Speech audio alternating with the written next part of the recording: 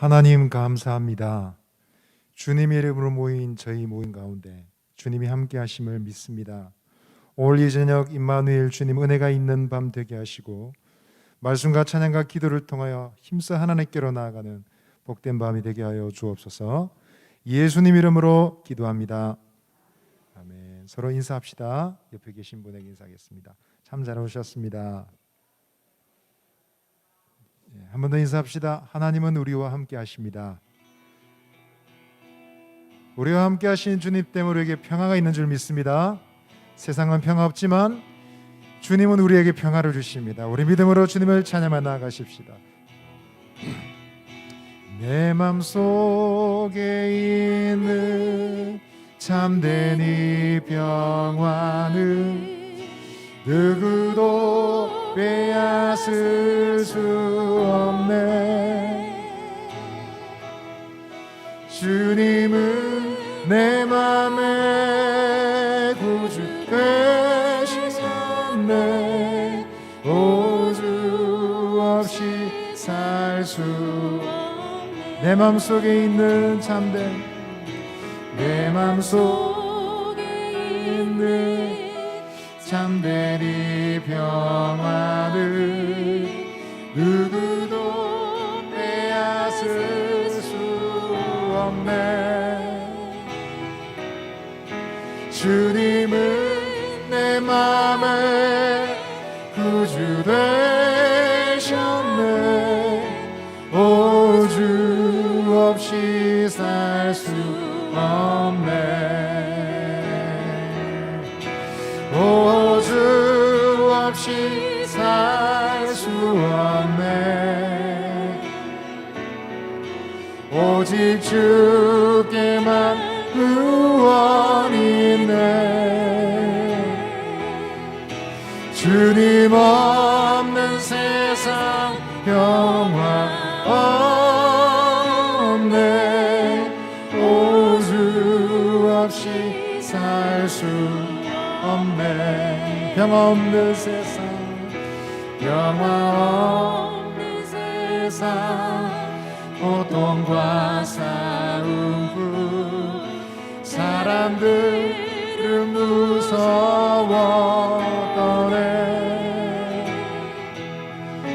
평화의 왕이 다시 올 때까지 죄와 전쟁을 끝이 없네. 한 번 더 고백합시다. 평화 없는 세상 고통과 싸움 사람들은 무서워하네. 평화의 왕이 다시 올 때까지 죄와 전쟁이 끝이 없네. 오주 없이 살 수 없네. 오직 주께만 구원 있네. 주님 없는 세상 평화 없네. 오주 없이 살 수 없네. 오주 없이 살 수 없네. 오주 없이 살 수 없네. 오직 주께만 구원이 있네. 주님 없는 세상 평화 없네. 오주 없이 한 번 더 고백하겠습니다. 오주 없이 살 수 없네. 오주 없이 살 수 없네. 오직 주께만 구원이 있네. 주님 없는 세상 평화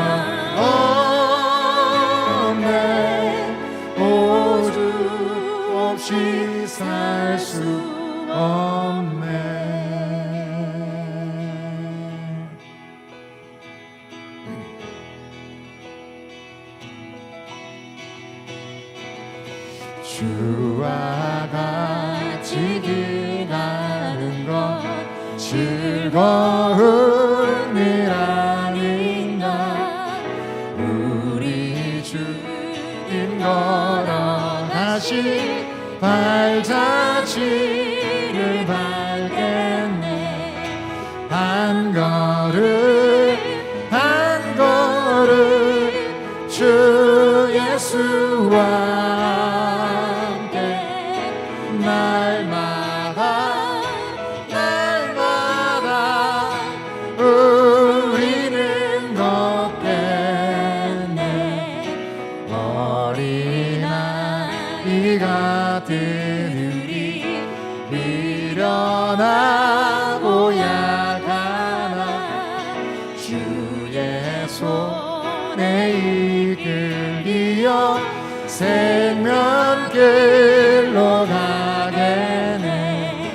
한 걸음 한 걸음 주 예수와 함께 날마다 날마다 우리는 걷겠네.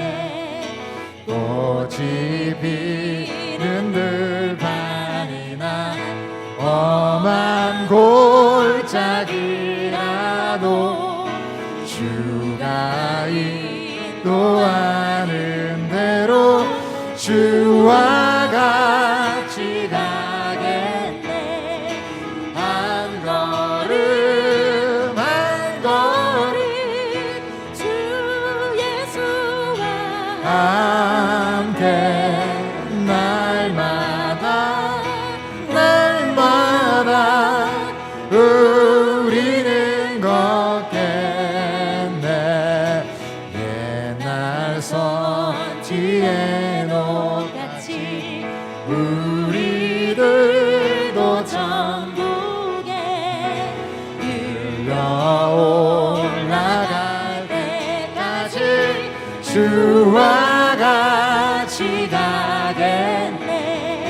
한 걸음 한 걸음 주 예수와 함께 날마다 날마다 우리는 한 걸음 한 걸음 한 걸음 주 예수와 함께 날마다 날마다 우리는 걷겠네. 주는 나의 좋은 목자 나는 그의 어린 양 저를 따라 꼴을 먹여주시니 내게 우리 목소리 높여 찬양하겠습니다. 주는 나를 기르시는 목자요 나는 주님의 귀한 어린 양 푸른 풀과 맑으시는 물가로 나를 늘 인도하여 주신다.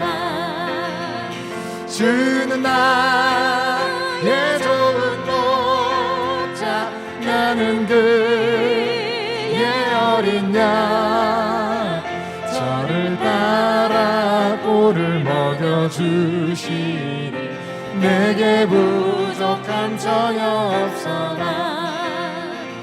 예쁜 새들 노래하는 아침과 노을 베끼는 고운 황혼에 사랑하는 나의 목자 음성이 나를 언제나 불러주신다.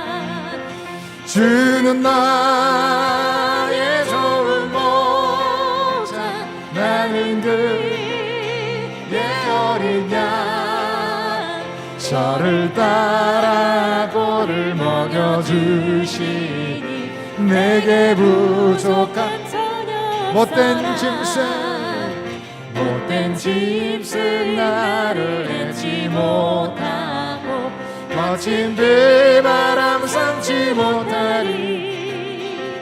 나의 주님 강한 손을 펼치사 나를 주야로 지켜주신다.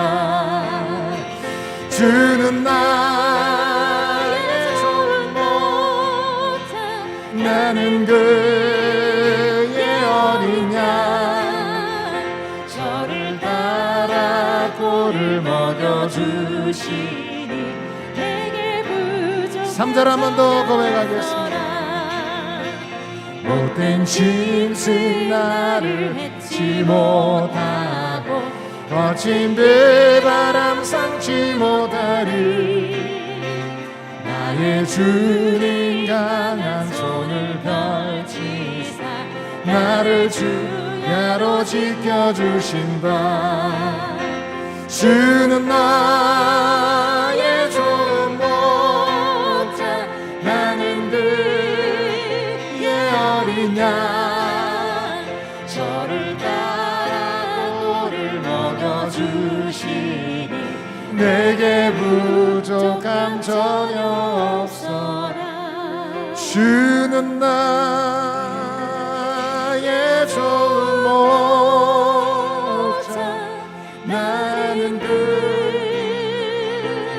어린 양. 저를 따라 꼴을 먹여주시니 내게 주님은 나의 좋은 목자이십니다. 주는 나의 좋은 목자, 나는 그의 어린 양. 저를 따라 꼴을 먹여주시니 내게 부족함 전혀 없어라.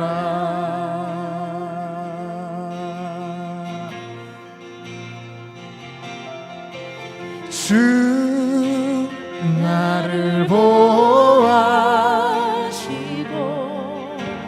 나 붙드시리. 나는 외롭고 존귀한 주님의 자녀라.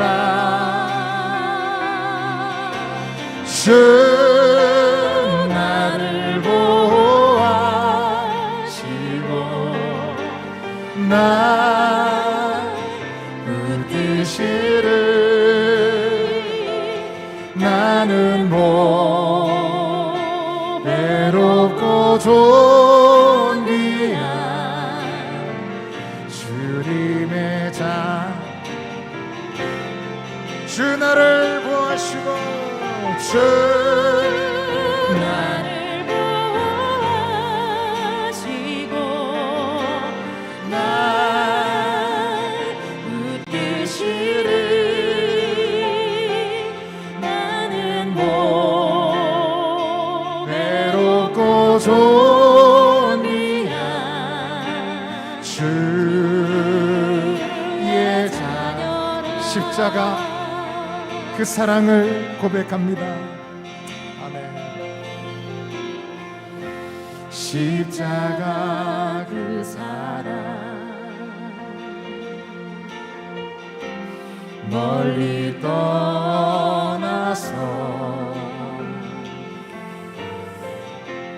무너진 나의 삶 속에 잊혀진 주 은혜. 돌 같은 내 마음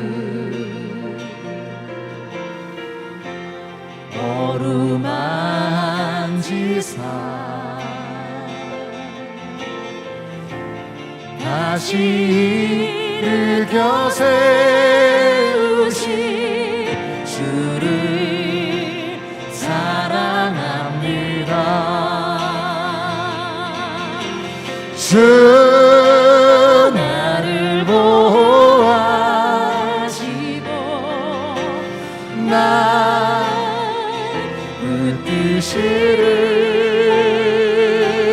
나는 외롭고 존귀한 주님의 자녀라.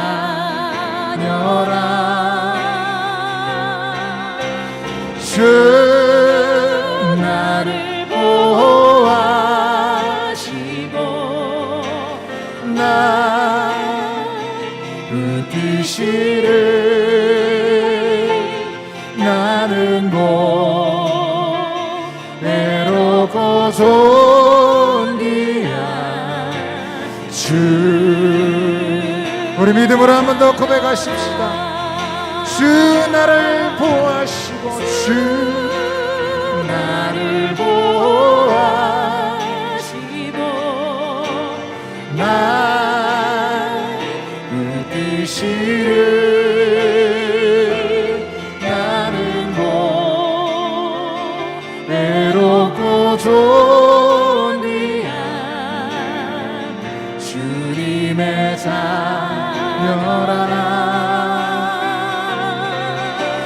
주 나를 보호하시고 나 붙드시를. 나는 외롭고 존귀한 주의 자녀라. 이 시간 우리 한번 기도하십시다. 주님 안에서 나는 사랑받고 존귀 여김 받는 주님의 자녀가 되었음을 믿습니다. 예수님 안에 사랑이 있고 예수님 안에 영원한 평화가 있는 줄 믿습니다. 오 주님을 기다리오니 오늘 이 밤 우리 가운데 임하여 주옵소서. 주님 없이 살아갈 수 없사오니 주의 임재로 충만한 시간 되게 하여 주옵소서. 말씀 가운데 임하여 주옵소서. 주님의 뜻을 깨닫는 밤 되게 해달라고 우리 주여 한번 외치고 은혜의 자리로 나아가겠습니다. 주여. 아버지 하나님, 오늘 밤 저희들이 주님을 기다립니다. 하나님, 예수님께는 평화가 있고 주님 안에는 안전이 있음을 믿습니다. 주 앞에 서기를 원하오니 오늘 밤 저희들이 영혼을 인도하여 주옵소서. 말씀과 찬양과 기도가 임하시는 주님, 주의 얼굴 뵙기를 원합니다. 우리의 심령 가운데 임하여 주시옵소서. 주님의 거룩한 도를 깨닫는 밤 되게 하여 주옵소서. 성령께서 인도하시는 이 밤 되게 하여 주옵소서. 임마누엘 주님 기다립니다. 주여 함께하여 주옵소서.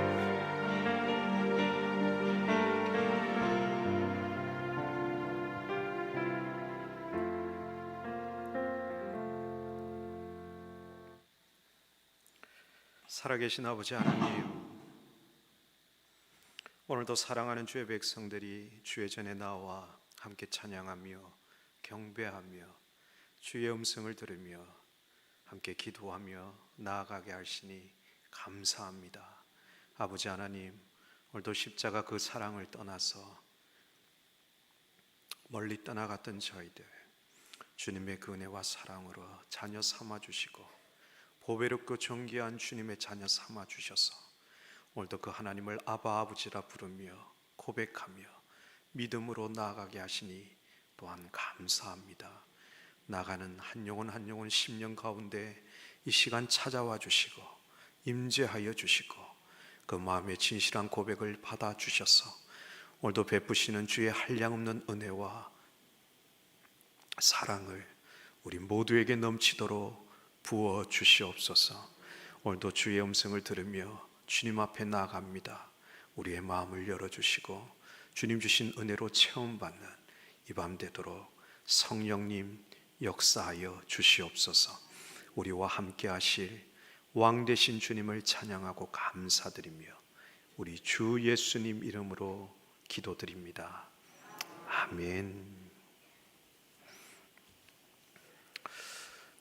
우리 다 같이 6월 성경 암송 말씀 함께 하도록 하겠습니다. 요한복음 6장 29절 말씀입니다. 다 같이 함께 하겠습니다. 시작. 요한복음 6장 29절 말씀, 예수께서 대답하여 이르시되 하나님께서 보내신 이를 믿는 것이 하나님의 일이니라 하시니. 요한복음 6장 29절 말씀.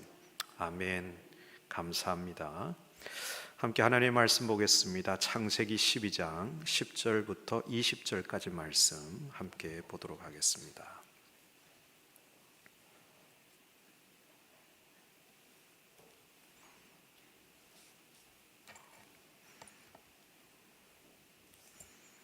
창세기 12장 10절부터 20절까지입니다. 우리 다 같이 한 목소리로 함께 읽도록 하겠습니다. 시작. 그 땅에 기근이 들었으므로 아브라함이 애굽에 거류하려고 그리로 내려갔으니 이는 그 땅에 기근이 심하였음이라. 그가 애굽에 가까이 이르렀을 때에 그의 아내 사레에게 말하되 내가 알기에 그대는 아리따운 여인이라. 애굽 사람이 그대를 볼 때에 이르기를 이는 그의 아내라 하여 나는 죽이고 그대는 살리리니 원하건대 그대는 나의 누이라 하라. 그러면 내가 그대로 말미암아 안전하고 내 목숨이 그대로 말미암아 보존되리라 하니라. 아브라함이 애굽에 이르렀을 때에 애굽 사람들이 그 여인이 심히 아리따움을 보았고 바로의 고관들도 그를 보고 바로 앞에서 칭찬함으로 그 여인을 바로의 궁으로 이끌어들인지라. 이에 바로가 그로 말미암아 아브라함을 후대함으로 아브라함이 양과 소와 노비와 암수 나귀와 낙타를 얻었더라. 여호와께서 아브라함의 아내 사레의 일로 바로와 그 집에 큰 재앙을 내리신지라. 바로가 아브라함을 불러서 이르되 내가 어찌하여 나에게 이렇게 행하였느냐? 내가 어찌하여 그를 내 아내라고 내게 말하지 아니하였느냐? 내가 어찌 그를 누이라 하여 내가 그를 데려다가 아내를 삼게 하였느냐? 내 아내가 여기 있으니 이제 떠나가라 하고 바로가 사람들에게 그의 일을 명하매 그들이 그와 함께 그의 아내와 그의 모든 소유를 보내었더라. 아멘. 여러분 평안하셨습니까? 오랜만에 이 자리에 서니까 좀 떨리네요. 지난 시간 동안 우리 권 목사님께서 스쿨이 진행되는 동안 매주 수요일 말씀을 전해 주셨습니다. 이번 주에 일정을 이렇게 보니까 월요일 새벽 기도 인도를 해야 되고 또 화요일은 방송실을 섬겨야 되고 수요일은 오늘같이 수요 또 기도의 설교를 해야 되고 목요일 내일 아침 또 새벽 설교를 해야 되고 이런 일정이 쭉 있어서 우와 찬란한 한 주를 내가 보내겠다 그랬더니 우리 권 목사님께서 저를 보고 뭐라고 하셨는 줄 아세요? 목사님도 한번 당해보세요 그러더라고요. 그래서 지난 시간 참 수고 많으셨는데 우리 이제 스쿨이 끝나고 2학기 개강을 앞두고 또 열심히 달려갈 텐데요. 제가 창세기 12장부터 24장까지를 강해하면서 다음 후반기 스쿨 개강 때까지 해보려고 합니다. 이미 스쿨 개강 전에 두 번에 걸쳐서 영적 훈련과 성장이라는 제목으로 창세기 12장과 그리고 22장에 대한 내용을 먼저 여러분들과 나누었습니다. 기억이 가물가물하실지 모르겠지만 혹 또 필요하신 분들은 유튜브를 통해서 우리 교회 홈페이지 들어가시면 볼 수 있습니다. 제가 짧게 요약 정리하면서 12장 강의를 계속 이어나갔으면 합니다. 12장 1절부터 19절까지의 말씀을 통해서 영적 훈련과 성장이란 제목으로 우리가 세 가지 자유함에 대해서 먼저 나누었습니다.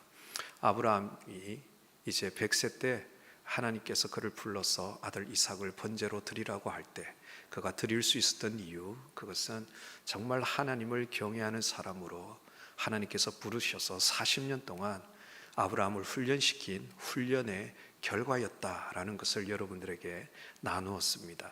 그리고 우리는 그 하나님을 경외하는 훈련 가운데 살아가야 하는데 하나님을 경외하는 훈련 가운데 그 훈련의 목표는 무엇인가? 자유함이라고 여러분들에게 나누었습니다. 구체적으로는 무엇으로부터 자유해야 될 것인가? 첫째는 환경으로부터의 자유함을 얘기했습니다. 기근이란 환경을 만났다는 것이죠. 그래서 불순종해서 애굽으로 떠나갔다는 거예요. 두 번째 우리가 자유해야 될 것은 사람이라고 했습니다. 사람으로부터 자유해야 되는데 바로라는 인물 앞에서, 왕 앞에서, 권력자 앞에서 아내를 누이라고 거짓말하고 속였는데 내가 살기 위해서 그랬다는 것이죠. 항상 우리 인생의 삶 속에 이리 넘어설 수 없을 것 같은 또 그런 사람들이 있습니다. 그러한 사람부터 우리는 자유하는 사람이 되어야 된다. 세 번째 우리가 자유해야 될 것은 물질로부터 자유해야 된다라는 것을 나누었습니다. 아내를 누이라고 속이고 오늘 본문에도 읽었지만 바로로부터 많은 재물을 받았습니다. 근데 하나님께서 역사하셔서 아내를 다시 돌려받았어요.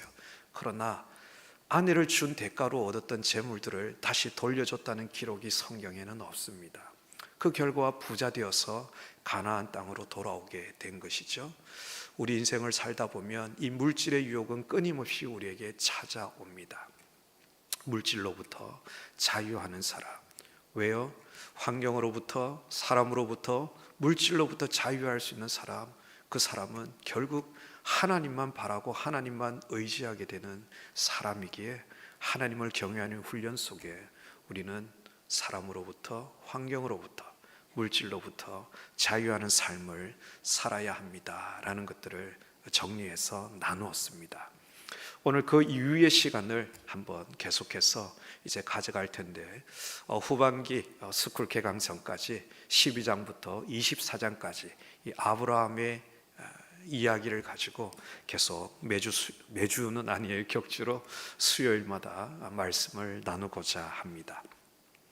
오늘 말씀을 나누기 전에 먼저 우리가 개념 정리를 하나 하고 지나갔으면 좋겠습니다. 왜냐하면 계속해서 이 개념이 계속해서 우리 이 말씀 가운데 이제 나타나기 때문에 이 개념 정리를 좀 분명히 하고 지나가면 앞으로의 말씀을 듣는데 여러분 연관성이 있어서 잘 이해하리라고 생각되어집니다. 그것은 다름 아니라 구원이라는 것입니다. 여러분 구원이 무엇인지 설명하실 수 있으시죠? 잘 못하면 제가 다르게 질문하겠습니다. 구원 받으셨어요? 좀 자신 없게 대답하시네요. 다시 한번 할게요. 구원 얻으셨어요?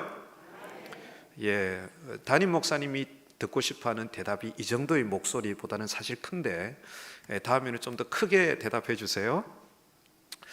예, 구원이라는 것입니다. 1대1을 저랑 하신 분들은 아실 텐데 구원하다라는 이 말이 우리 성경 가운데 제일 먼저 등장하는 데가 어느 곳인지 혹시 여러분 아십니까? 구원 받으셨죠? 예, 구원 받았는데 이 구원이라는 단어가 성경에 제일 먼저 나오는 곳 혹시 어딘지 아십니까? 예, 알고 있지만 겸손하셔서 대답하지 못하시는 여러분들을 향해서 제가 대신 말씀드리겠습니다. 출애굽기 14장에 보면 이스라엘 백성이 바로로부터 이제 나와서 가나안으로 들어가다가 첫 번째 난관을 만납니다. 홍해 앞에 머물게 되죠. 홍해 앞에서 그 백성들이 지도자 모세를 향해서 야, 애굽에 매장지가 없어서 우리를 여기 죽이려고 여기 데려왔느냐 하고 막 원망을 하고 모세를 향해서 불평할 때 모세가 하나님 앞에 기도합니다. 그때 하나님께서 모세를 향해서 얘기합니다. 너희는 가만히 있어서 오늘 너희를 위하여 베푸시는 여호와의 구원을 보라 라고 합니다. 그때 구원하다라는 단어가 성경에 처음 등장합니다. 거기서 구원하다라는 이 히브리어는 예자라는 단어인데요.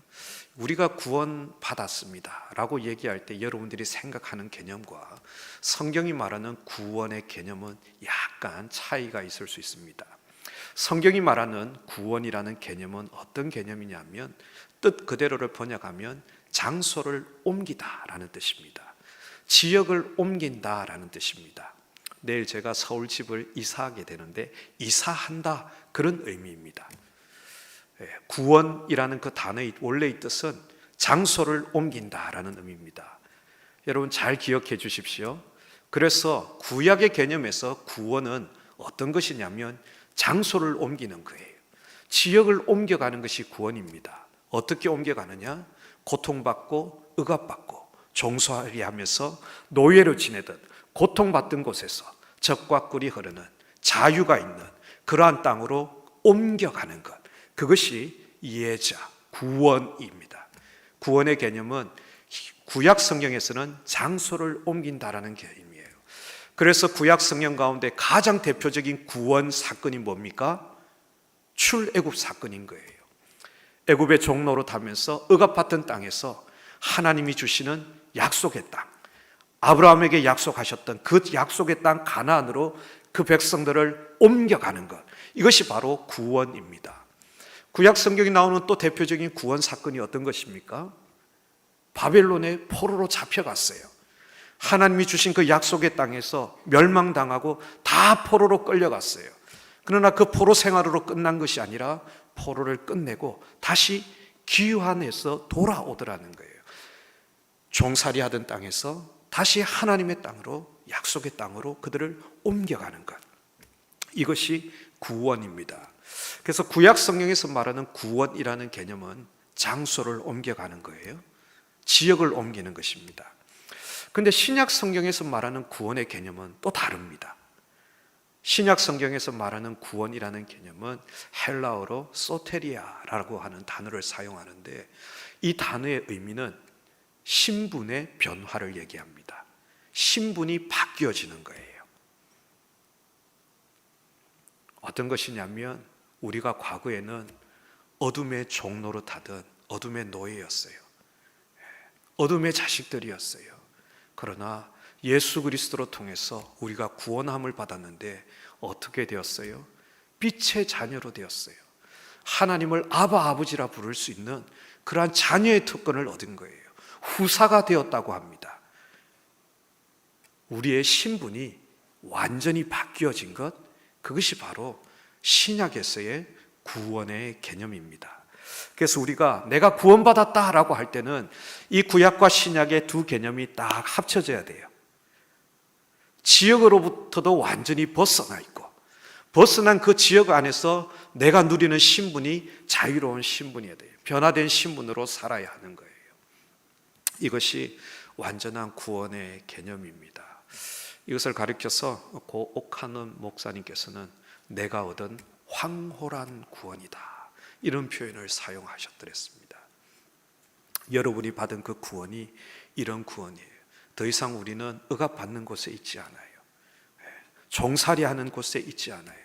그곳에서 우리를 옮겨주셨고, 우리의 본향 천국으로 옮겨주셨고, 또한 우리를 그곳에서도 여전히 종살이하면서 지내는 것이 아니라 거기서 하나님의 자녀로, 기업을 물려받을 후사로, 빛의 자녀로, 아바 아버지라 부를 수 있는 그 자녀의 특권을 누리는 왕의 자녀가 되었다는 거예요. 이것이 우리가 얻은 구원입니다. 이 구원의 개념을 다 우리가 잘 생각하시면서 이 창세기 강의를 여러분들이 들어가시면 전체적으로 내용을 이해하는데 도움이 되실 것 같습니다. 이해되셨죠? 네, 그러면 시작해 보겠습니다. 이제 우리 오늘 12장 10절부터 20절까지의 내용을 보았습니다. 믿음이 무엇인가 하는 것을 우리가 계속 보게 될 것입니다. 아브라함 처음부터 하나님 부르실 때부터 대단한 믿음이 있어서 그를 불렀던 것이 아닙니다. 아브라함을 불렀는데 성경에는 이유가 기록되어져 있지 않습니다. 뭐 특별한 이유가 있어서 그 사람을 하나님께서 지명해서 부른 게 아닌 거예요. 그냥 불렀어요. 우리처럼 연약한 사람이었어요. 거짓말하는 사람이었고요. 먹을 것 찾아 떠나가는 사람이었고요. 그런 사람이었어요.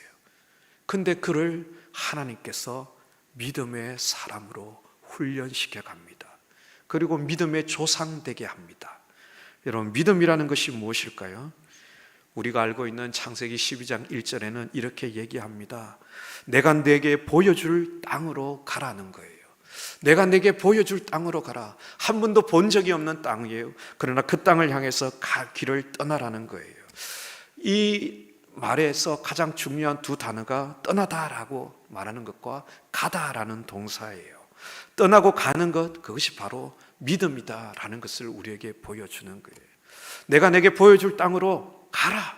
떠나야 되는 거예요. 출발해야 되는 거예요. 가야 하는 거예요. 이것이 믿음이라는 거예요. 믿음의 역사는 삶의 근거를 떠나는 데서부터 시작한다라는 것을 보여주고 있는 거예요. 고향, 친척, 아비의 집, 그것은 힘의 근원이 됩니다. 나를 보장해주는 뭔가의 보장장치가 되는 거예요. 내가 위로받을 수 있는 위로의 곳이기도 합니다. 그곳에 가면 평안을 누릴 수 있고 안심을 누릴 수 있는 그러한 곳입니다. 근데 그런 것을 떠나라는 거예요. 가라라고 하는 이 말에는 어떤 의미까지 포함되어 있는가? 다시는 돌아가지 마라라는 의미도 포함되어져 있는 거예요. 떠나라는 거예요. 가라는 거예요. 떠나고 가는 것이 바로 믿음입니다. 아브라함이 살고 있던 그곳은요, 그 당시 최고의 문명을 누리던 메소포타미아 문명이 있던 곳입니다. 그런데 그곳에서 하나님이 가라고 하는 그 땅, 결국 도착해 본 그 가나안 땅은요, 메소포타미아 문명에 비하면 너무나 보잘것없는 청동기 문화 시대에 살고 있는 거예요. 수준차가 나도 너무 많이 차이가 나는 거예요. 문명의 보호를 받을 수 없고요, 치안의 불안함을 느끼고요, 제대로 내가 누리면서 살던 것과는 너무나 못 사는 형편으로 나아온 거예요. 그런데 그것을 향해서 가라는 것이죠. 아브라함은 말씀을 따라서 갔다라고 12장 4절에 기록하고 있어요. 이에 아브라함이 여호와의 말씀을 따라갔고 롯도 함께 갔다라고 기록되어져 있는데요, 말씀을 따라갔어요. 이 말씀을 보면 아브라함이 처음부터 뭔가 대단했구나 라고 생각할 수 있어요. 왜? 말씀을 따라갔다고 하니까 역시 믿음의 조상은 다르구나 라고 생각할 수 있는데, 여러분 잘 생각해 보면 그럴 수밖에 없어요. 왜요? 가본 적이 없잖아요.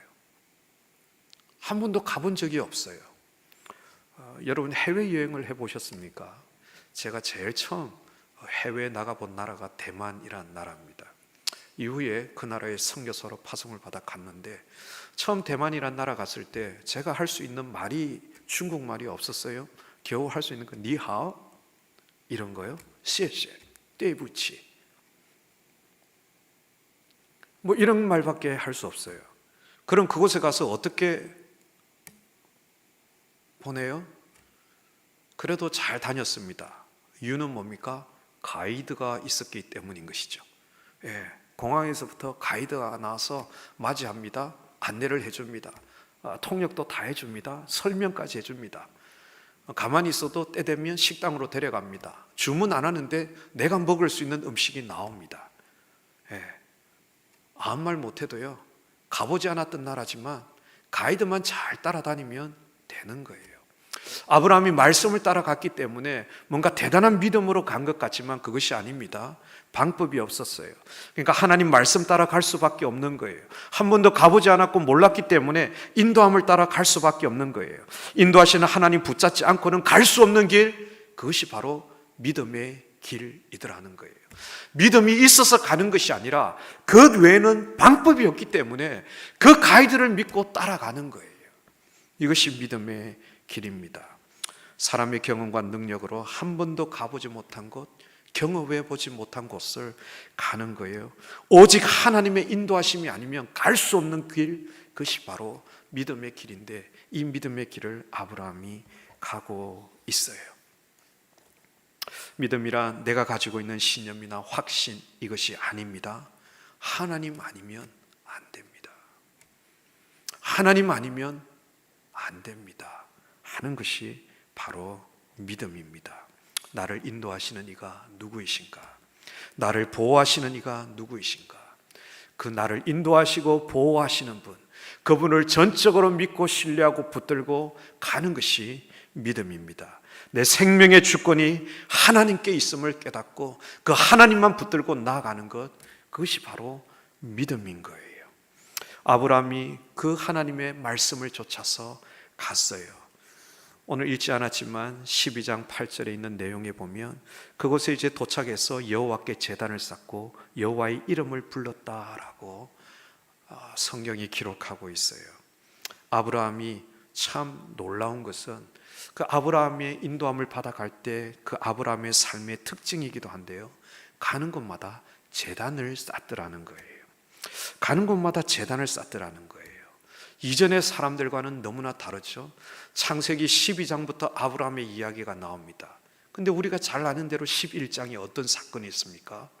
바벨탑 사건이 있어요. 하나님께 도달해 보고자, 자기의 이름을 내고자, 명성을 날리고자 높은 탑을 쌓는 그러한 사람들이에요. 자기의 이름을 내기 위해서 탑을 쌓는 사람과는 너무나 대조적인 모습 아닙니까?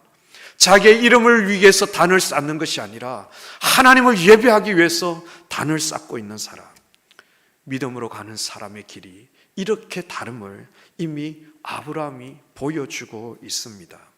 세상 사람들은 흩어짐을 면하고 자기 이름 내기 위해서 그 탑을 쌓았지만 그리스도인들은 하나님의 이름을 높이기 위해서 탑을 쌓아가는 삶이라는 것, 그것을 아브라함이 보여주고 있는 것은 바벨탑을 쌓는 그 문화 속에서 하나님의 제단을 쌓고 하나님을 높이는 그러한 문화를 나타내기 시작하는 것, 그것이 바로 이 아브라함을 통해서 시작되더라는 거예요.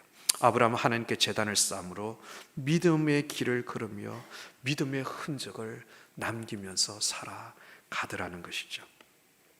아브라함이 처음 믿고 나아갔을 때 처음부터 그가 대단했을 거라는 생각, 그것은 아니라고 이미 말씀드렸습니다. 근데 그래도 아브라함은 우리와 뭔가 다를 거야, 그러니까 하나님이 부르시지 않았을까?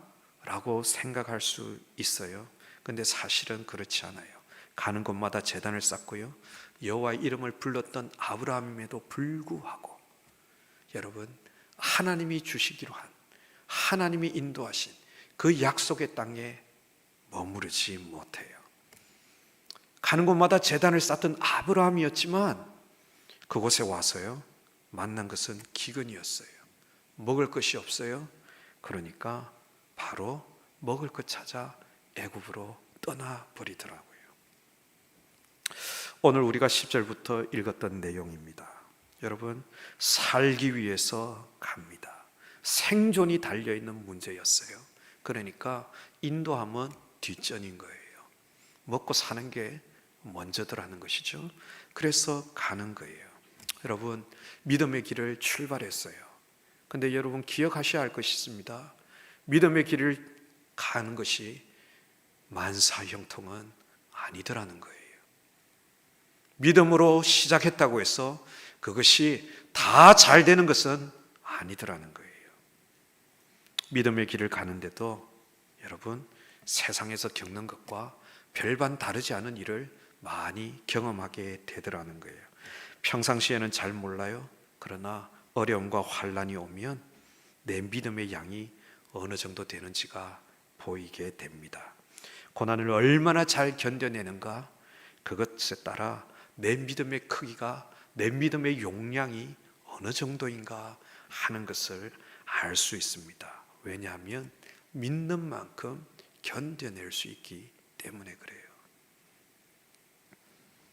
아브라함은 문제가 터지자마자 하나님의 인도함을 받아왔는데 묻지 않습니다. 그리고 곧장 먹을 것 찾아 가버립니다. 이것이 아브라함 믿음의 한계였습니다. 하나님이 선택한 사람이 믿음의 위기를 맞자 그냥 가버리는 거예요. 야, 쟤 데리고 내가 뭘 할 수 있을까? 내가 실수한 건 아닐까? 라고 생각할 수도 있는데 여러분, 세상으로 내려가는 길을 아브라함은 선택했어요. 아브라함의 입장에서 이 모습을 보면 여호와께 제단을 쌓고 나아갔더니 하나님께서 많은 것을 주셔야 되는 거예요. 본토 친척 아비 집을 떠나고 왔기 때문에 그곳에 가면 그것보다는 더 나은 환경이 준비되어져 있어야 되는 거죠. 근데 기껏 가라고 해서 왔더니 먹을 것도 안 주네. 이야, 실망이다. 아브라함 입장에서는 이렇게 생각할 수 있는 거죠. 하나님의 믿음의 길을 좇으면서도 믿음이 부족하니까 여러분, 잔머리를 사용합니다. 뭐예요? 아내를 누이라고 속이려고 하는 거예요. 그러면서도 갈등합니다. 갈등하는 이유는 무엇일까요? 하나님을 뭔가 느끼고 인식하고 있다는 거예요. 믿음의 길을 따라왔어요. 먹을 것이 없어서 애굽으로 갔어요. 가면서도 뭔가 한가운데 찜찜함이 있는 거예요. 하나님을 의식하는데도 나의 연약함은 그대로 드러나는 거예요. 청년들과 사역을 하다 보면 청년들이 자주 하는 질문입니다. 뭔가 원하는 대로 안 됐어요. 시험을 쳤는데 떨어졌네요. 취업을 위해서 시험을 쳤는데 취직이 안 됐네요. 여러 가지 이런저런 것들을 하는데 뭔가 잘 안 될 때 갑자기 교회에 안 나오기도 합니다. 어려움에 빠집니다. 그리고 질문합니다. 하나님 계신 거 맞는지 모르겠다고. 열심히 준비도 했고 기도도 했고 많이 주변 분들이 나를 위해서 기도도 해줬는데 왜 내게 이런 결과가 오냐는 것이죠. 저는 신앙생활 하자마자 왜 이런 어려움을 만납니까? 내가 믿음으로 선택했는데 왜 내게 이런 결과가 옵니까? 정말 하나님 살아계신 거 맞습니까? 이런 질문들을 할 때가 있습니다. 그들에게 해줄 수 있는 대답 뭡니까? 맞다라는 것이죠. 그래, 그럴 수 있다라는 거예요. 하나님 그럼 왜 내게 이런 일을 하십니까? 라고 묻습니다. 바로 그 문제 때문이다 라는 것이죠. 뭡니까? 그 일만 생기면 똑같이 의심하고 원망하고 불평하니까요. 그 문제만 발생하면 똑같이 그 일이 반복되어지니까요. 우리는 광야에서 이스라엘 백성들의 모습을 압니다. 홍해도 갈랐습니다. 마른 땅으로 건너갔습니다. 뒤쫓던 애굽의 병사들이 다 그 물속에 수장되는 것을 보았습니다. 그 하나님을 찬양했습니다. 그런데 사흘길 가다가 마실 물 없으니까 또 원망합니다. 하나님께서 마실 물을 주시고 엘림에서 거하게 했습니다. 그리고 또 가는데 또 뭐 없다고 불평합니다. 노예가 먹으면 얼마나 고기를 많이 먹었다고 고기 가마솥 옆에서 고기 먹던 생각, 마늘 생각 이런 거 하고 있습니다. 만나와 메추라기 내려줘서 먹입니다.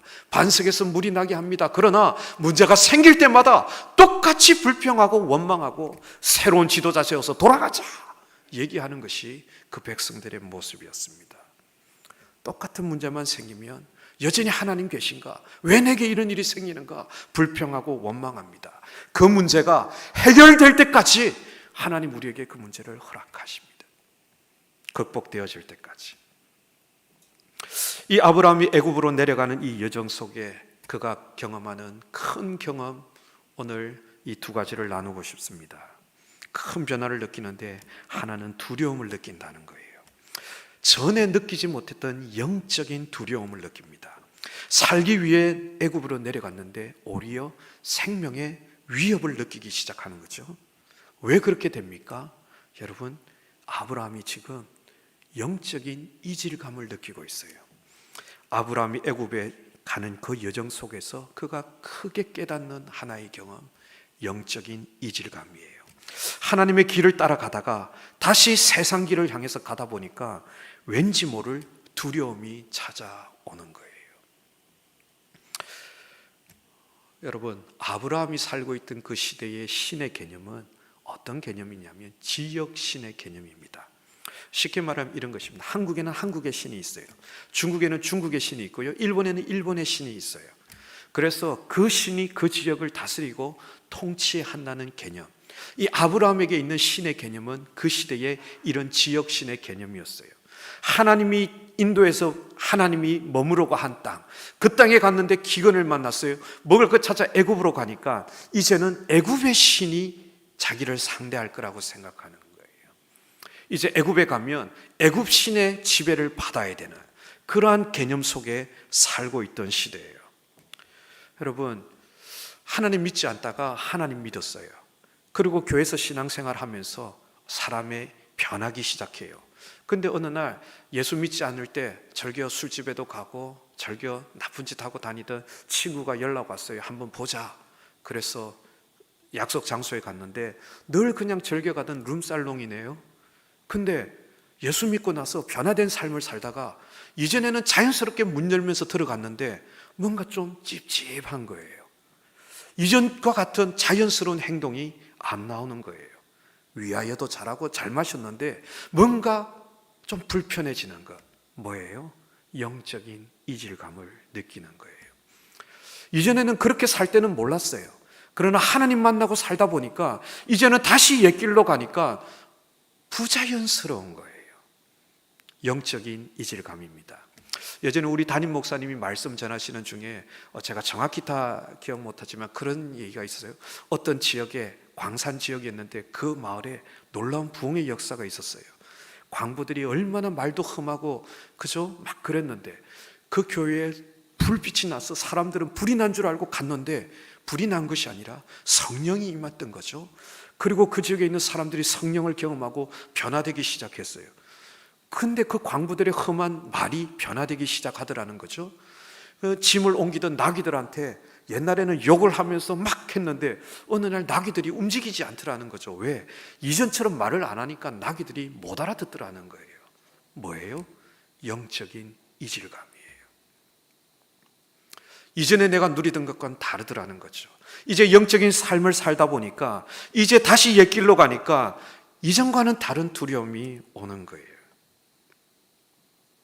국경을 넘어서 애굽에 가는 순간 이제는 애굽의 신이 다스리고 있다라고 되어지는 거예요.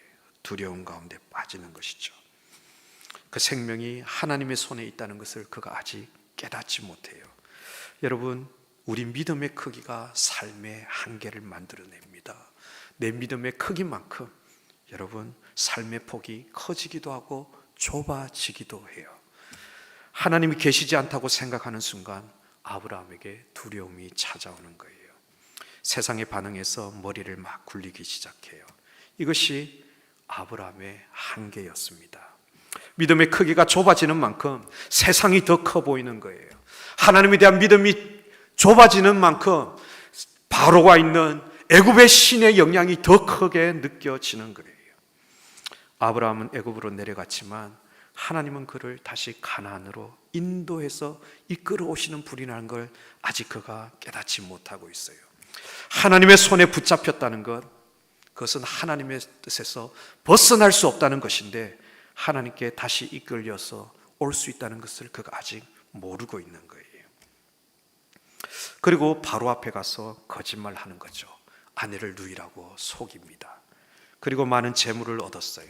근데 이 애굽으로 가는 여정에서 그가 경험하는 두 번째 경험은 그곳에서도 여전히 하나님이 역사하시더라는 거예요. 가나안에서만 존재하는 하나님이 아니라 그곳에서도 동일하게 역사하시는 하나님이더라는 거예요. 그 하나님의 보호하심을 그가 이 애굽의 여정에서 경험하고 돌아오게 됩니다. 하나님께서 바로를 꺾어버리시더라는 것, 그것을 그가 그것에서 경험하는 거예요. 믿음이 자라나기 시작합니다. 자기를 부르신 하나님이 가나안 땅에서뿐만 아니라 애굽 땅에서도 역사하는 하나님이구나, 이것을 그가 그곳에서 경험해요. 여러분, 나중에 야곱도 똑같은 경험을 합니다. 형을 속였어요, 아버지를 속였어요, 축복을 얻어냈어요. 그리고 도망하지 않습니까? 한참 도망하다가 지쳐 잠이 들었어요. 돌베개를 베고.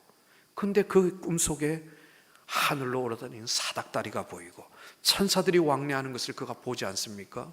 놀라서 그가 일어납니다. 그가 하는 말이 뭡니까? 과연 여기에도 하나님이 계시구나.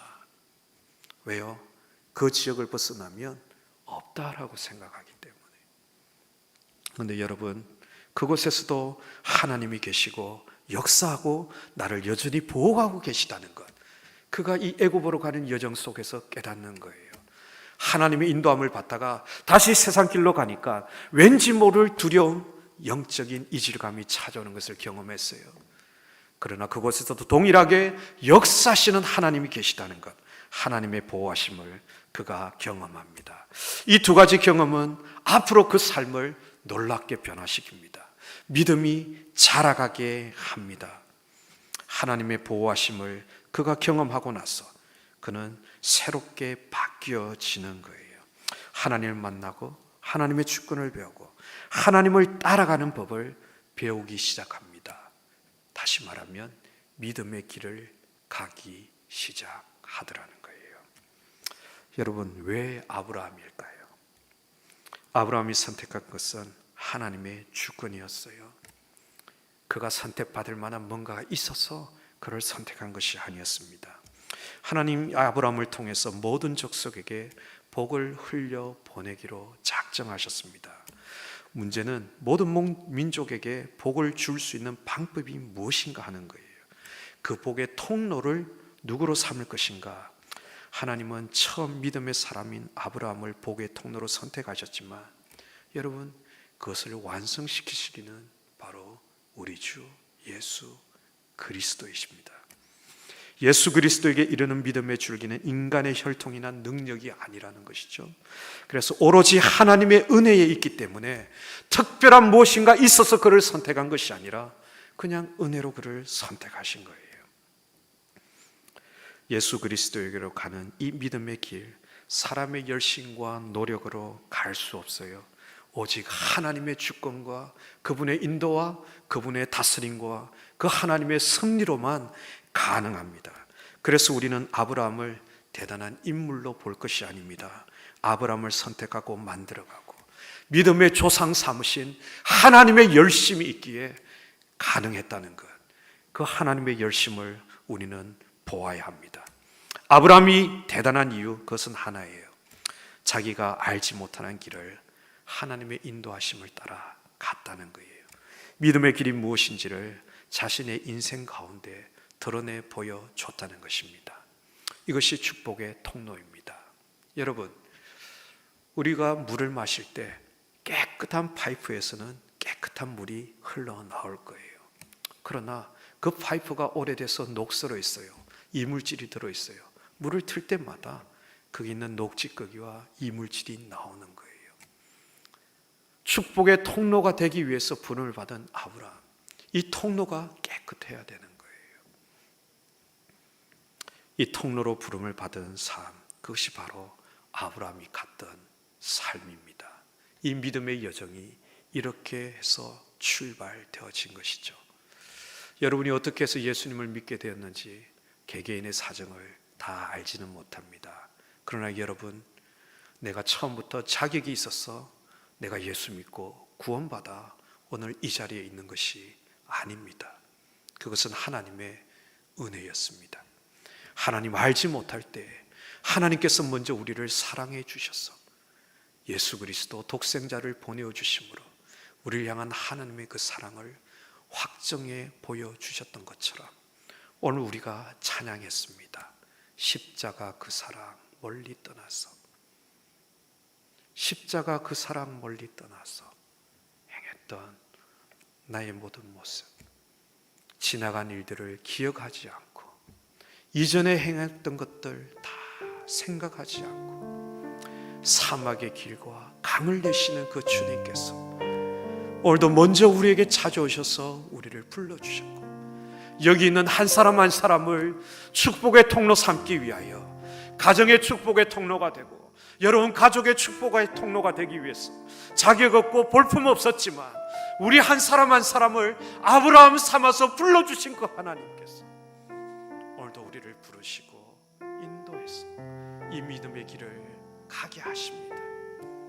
우리가 하나님을 알았기에 이제는 옛 삶으로 돌아갈 수 없기 때문에 영적인 이질감을 느끼며 하나님의 그 보호하심을 경험하면서 이 믿음의 길을 한 걸음 한 걸음 나아가는 것입니다. 주님의 그 도우심을 따라 오늘 이 찬양의 고백을 하나님 앞에 드리면서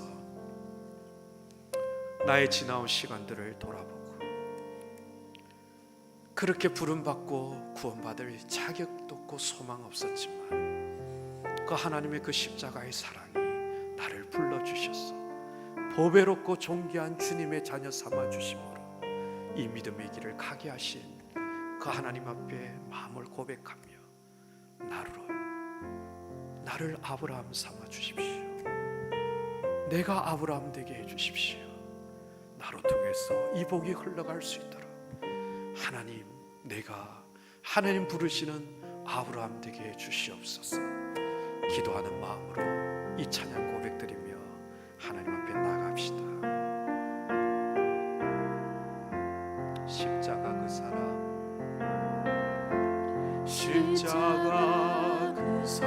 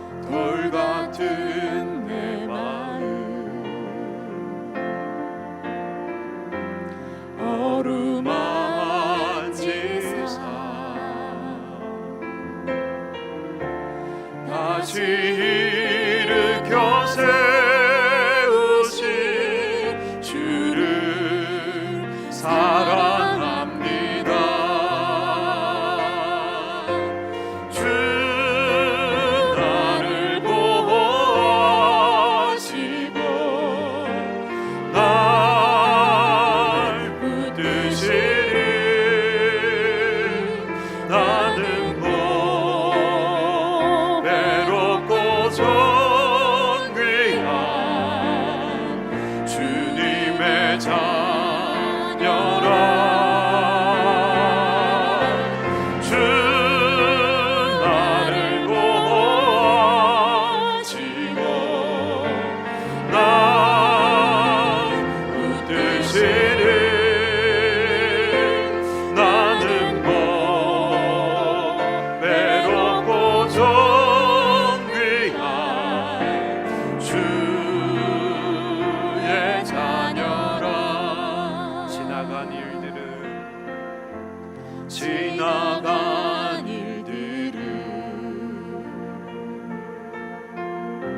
기억하지 않고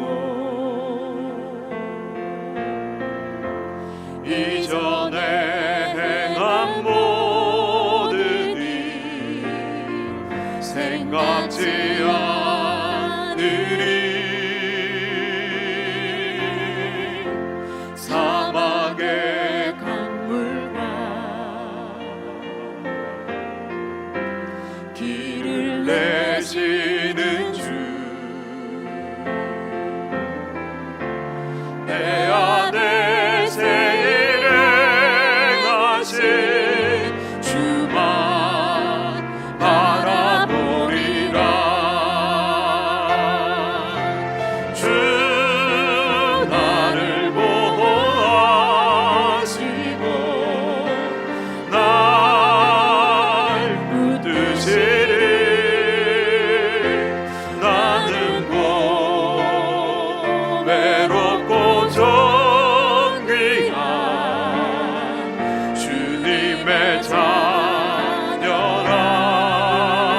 아멘. 주 나를 보호하시고 날 붙드시리. 나는 곧 외롭고 존귀한 주의 자녀라. 주 나를 보호하시고 주 나를 보호하시고 날 붙들어 주시리. 나는 고배롭고 존귀한 주님의 자녀입니다. 주님의 자녀라. 그렇습니다. 하나님 주 나를 보호하시고 날 붙드시리. 나는 곧 외롭고 존귀한 주의 자녀라. 우리 시간 다 같이 한 목소리를 한번 기도하며 나아갑시다. 애굽으로 가는 여정 가운데서 깨닫습니다. 하나님의 인도함을 받고 살아오다가 다시 세상을 향해 가다 보니 알지 못하는 두려움이 찾아옵니다. 이전과는 다른 영적인 이질감이 찾아옵니다. 이전에는 자연스러웠지만 이제는 그것이 부자연스럽습니다. 이미 하나님을 알아갔고 하나님의 인도함을 받았기에 인도함을 받은 하나님의 사람들은 계속해서 인도함을 받아 살아가야 합니다. 하나님의 인도함을 받다가 하나님을 떠나갔던 나의 삶이 있다면 이 시간 하나님 앞에 고백하며 기도합시다. 하나님, 더 이상 세상의 길에서 방황하지 않게 해주시고 주께로 나아갈 수 있도록 인도하여 주시옵소서. 연약한 내 믿음의 한계 때문에 하나님을 한계짓지 않도록 해주시고 하나님 앞에 나아갈 수 있도록 내 믿음이 주님 안에서 자라갈 수 있도록 주님, 내 믿음을 키워 주시옵소서. 우리 주님 부르며 합심하여 기도하겠습니다. 아버지 하나님 사모합니다. 아버지 하나님 소원합니다. 아버지 하나님, 믿음의 길을 온전히 달려나갈 수 있도록 이끌어 주시고 인도하여 주시옵소서. 아버지 하나님 소원하오니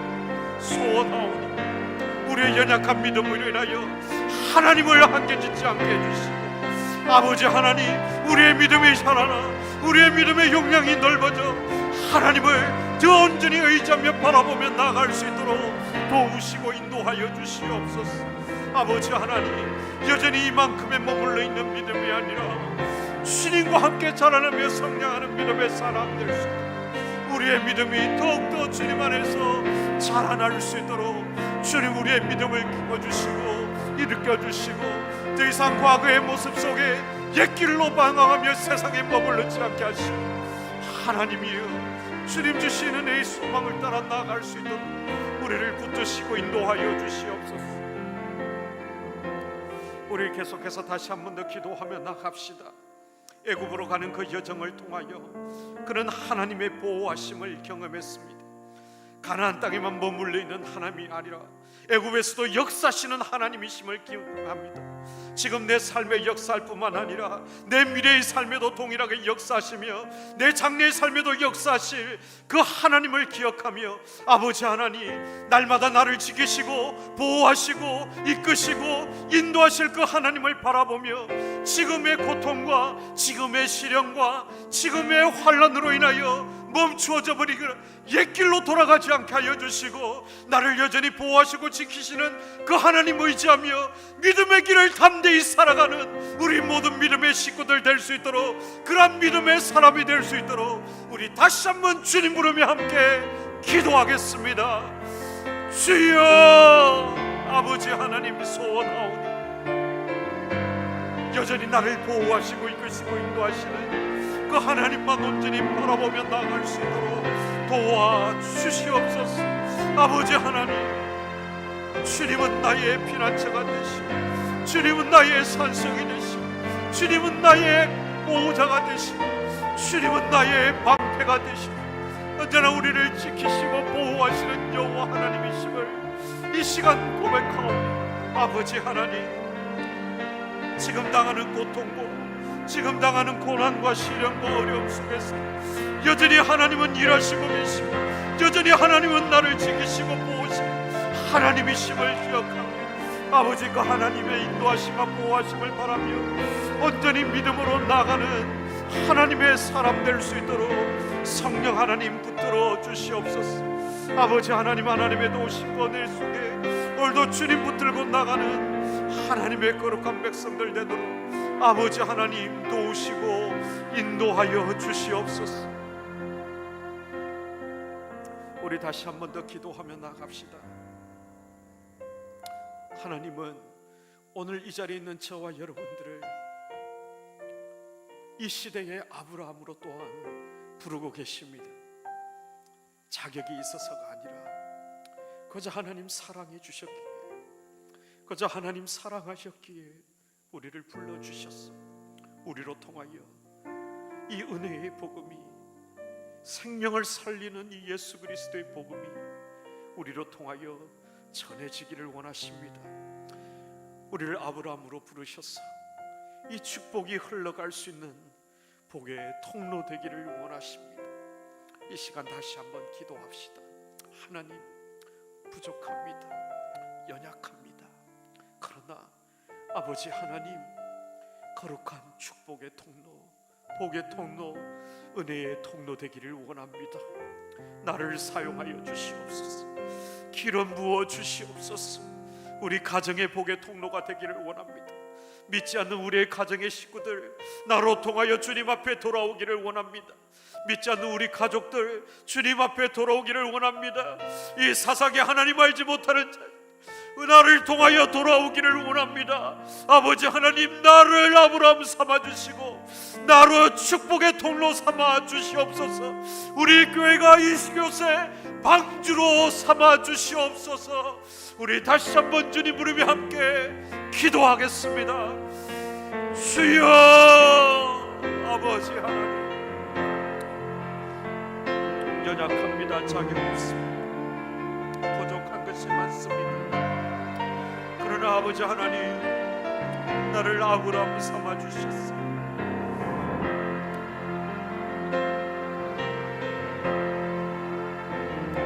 주님의 이 은혜, 주님의 이 복이 흘러가는 복의 통로 될 수 있도록 아버지 하나님 삼아주시고 잡아주시고, 아버지 하나님,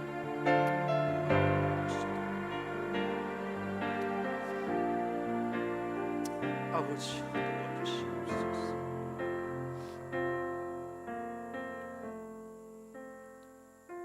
살아계신 아버지 하나님,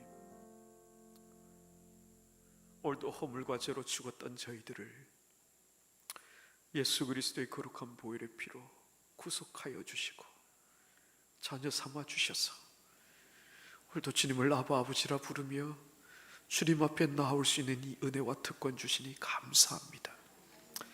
우리 한 사람 한 사람을 이 시대의 아브라함으로 불러서 하나님 알지 못하고 죽어가는 영혼들에게 이 복음의 통로가 되도록 우리를 불러주셔서 자녀 삼아 주셨으니 아버지 하나님, 부르심에 합당한 삶을 살아갈 수 있도록 하늘의 은혜를 우리에게 부어 주시옵소서. 권능을 더하여 주시옵소서. 능력을 입혀 주시옵소서. 성령으로 기름 부어 주시옵소서. 아버지 하나님, 거룩한 복의 통로로 가정에서 모든 가족들에게 이 사상 지역 안에서 예수 그리스도의 복음이 우리로 통하여 흘러가며 우리로 통하여 그 복음 안에 돌아오는 은혜의 역사가 임하기를 사모하오니 아버지 하나님, 이 밤 주님 앞에 고백하며 나가는 한 영혼 한 영혼을 사용하여 주셔서 이 시대의 아브라함 삼아주시고 거룩한 복의 통로 되도록 축복해 주시옵소서.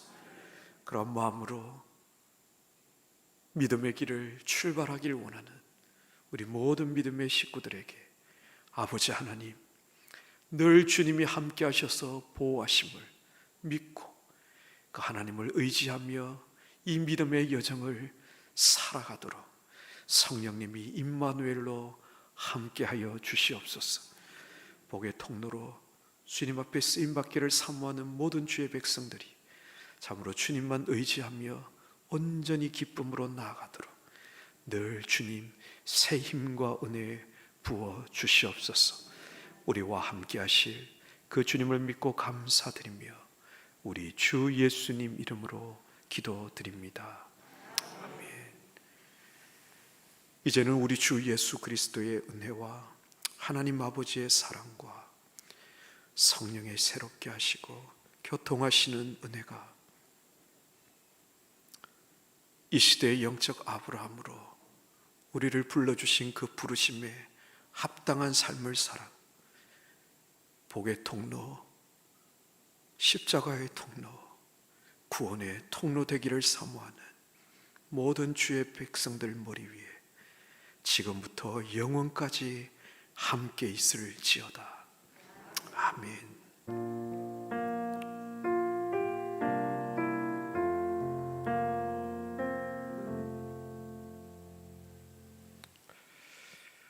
감사합니다. 또 평안히 잘 보내시고 금요일 저녁 다시 이 자리에서 만나도록 하겠습니다.